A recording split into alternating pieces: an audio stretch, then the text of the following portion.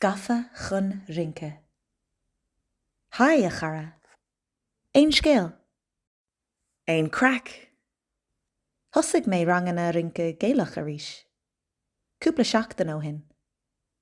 Is slí wa é, fannacht che, I ri an ghivre. Jaidig mé as rangana, nor a bhí mé ní nó 10 mbliana díos. Bharrtaigh mé damhsaí eile a ólam.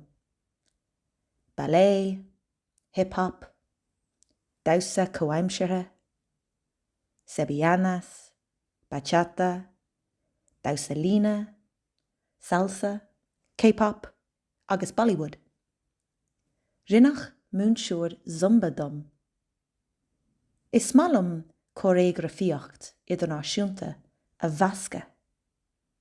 Is even lom damhsa curpachmhana. Maidir le damhsa Gaelach, tat níon an ceol go mór lom.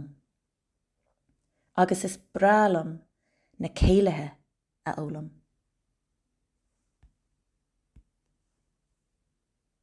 An damhsóir thu. Béidir gur cuimhan leat na céimena bunúsacha I rinke Gaelach.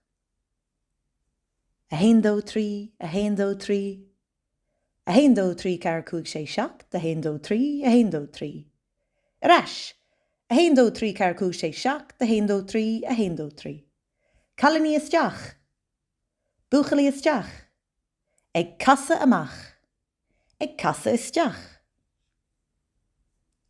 Tá antúir ghabhsa Gaelach fud fad an domhain.